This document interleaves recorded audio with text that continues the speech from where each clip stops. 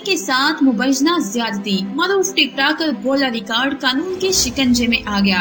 लड़की के साथ मुबैना ज्यादती के इल्जाम में बोला रिकॉर्ड के खिलाफ मुकदमा दर्ज कर लिया गया है। शाइस्ता तालिब नामी एक खातून ने लाहौर के थाना गालिब मार्केट में FIR दर्ज करवाई, जिसमें इल्जाम आयद किया गया है कि नबील अकरम उर्फ बोला रिकॉर्ड ने उसे गुलबर्ग के हिल्टन होटल में बुलाकर ज्यादती का निशाना बना डाला। शिकायत कुनिंदा लड़की की जानिब से FIR में कहा गया कि मैं लाहौर की रिहायशी हूँ, मेरा टेलीफोन के जरिए बोला रिकॉर्ड से राब्ता हुआ था। FIR में ज्यादती की शिकार लड़की ने बताया कि पीर के रोज बोला रिकॉर्ड ने मुझे लाहौर के एक निजी होटल में बुलाया और जबरदस्ती ज्यादती का निशाना बना डाला। लड़की ने इल्जाम आयद किया है कि मुलजिम बोला रिकॉर्ड ने मुझे जुबान बंद रखने के लिए धमकियां भी दी हैं। पुलिस ने लड़की की शिकायत पर बोला रिकॉर्ड के खिलाफ FIR दर्ज करने के बाद बयान जारी किया है कि इस मामले की तहकीकात जारी है। दूसरी जानिब टिकटॉकर नबील अकरम उर्फ बोला रिकॉर्ड ने ज्यादती के इल्जाम में मुकदमा दर्ज होने के बाद सोशल मीडिया पर जारी पैगाम में इल्जामात की तरदीद की है। नबील अकरम उर्फ बोला रिकॉर्ड का कहना है कि ये तमाम मामला स्कैंडल बनाने की कोशिश है।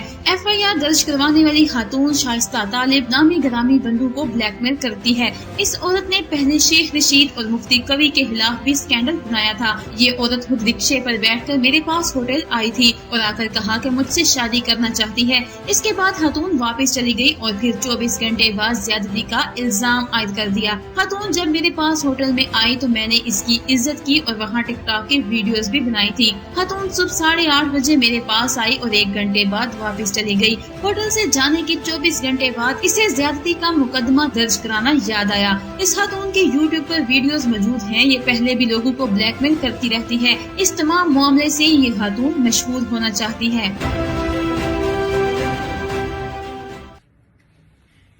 अस्सलाम वालेकुम मेरे दोस्तों, की हाल चाल है? ठीक हो? थोड़ा भरा या भोला ए जी मेरी कल परसों की मेरे ते एक FIR हुई है शास्त्रा बीबी नाल दी।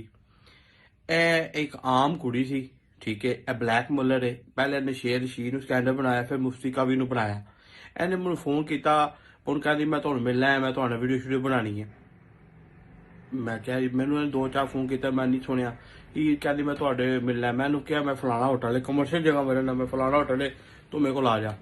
आइए आके मेरे होटल से आके मेरे को बैठी है, वह तो घंटा आधा घंटा बैठी। सुबह 8:30-9 बजे आइए, ठीक है, 21 तरीक नूं ते 8:30-9 बजे आइए जनाब। ते उस तो बाद खाना शाना खादा है, 1-2 वीडियो बनाई है ते टुर गई है। घर जाके 1-5 कॉल की कि मुफ्ती कवि ने ते भोले रिकॉर्ड ने मेरा ज्यादती की है।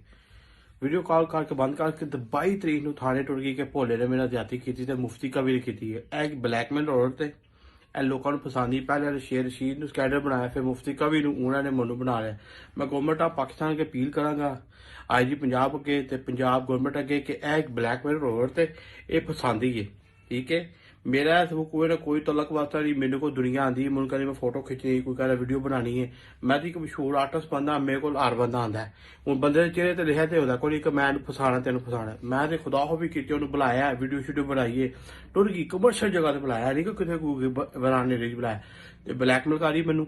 ਇਹਦੇ ਪਿੱਛੇ ਕੋਈ ਸਕੈਂਡਲ ਹੈ ਜਿਹਦੇ ਮੈਨੂੰ ਪਰੇਸ਼ਾਨ ਕਰ ਰਹੀ। ਇਹਨੇ ਪਹਿਲੇ ਮੁਫਤੀ ਕਵੀ ਨੂੰ ਪਰੇਸ਼ਾਨ ਕੀਤਾ ਤੇ ਸ਼ੇਰ ਰਸ਼ੀਦ ਨੂੰ। ਇਹਦੀ तमाम ਵੀਡੀਓ YouTube ਚੈਨਲ ਤੇ ਪਈਆਂ ਨੇ, ਤੁਸੀਂ ਵੇਖ ਸਕਦੇ ਹੋ। ਤੇ ਮੈਂ तमाम ਦੋਸਤਾਂ ਨੂੰ ਕਿ ਮੈਂ ਸਹੀ ਹਾਂ ਤੇ ਇਨਸ਼ਾਅੱਲਾ ਮੈਂ ਅਦਾਲਤ ਦਾ ਦਰਵਾਜ਼ਾ ਖਟਖਟਾਵਾਂਗਾ। ਸਾਡੀ ਜਿਹੜੀ ਅਦਾਲਤਾਂ ਨੇ ਇਨਸ਼ਾਅੱਲਾ ਜ਼ਰੂਰ ਇਨਸਾਫ ਦੇਣਗੀਆਂ। ਬਸ ਦੁਆ ਯਾਦ ਰੱਖਣਾ ਮੈਨੂੰ। ਤੇ ਜਿਹੜਾ ਕੰਮ ਹੋਇਆ, ਇਹ ਜਿਹੜਾ ਕੰਮ ਇਹ ਮੈਨੂੰ ਪਸੰਦ ਚੱਕਰਾਂ 'ਚ ਕੋਈ ਲੱਗੀ ਤੇ ਮੇਰੇ ਭਰਾਵਾਂ ਦੀ ਦੁਆ ਮੈਨੂੰ ਚਾਹੀਦੀ। ਖੁਸ਼ ਰਹੋ, ਆਬਾਦ ਰਹੋ।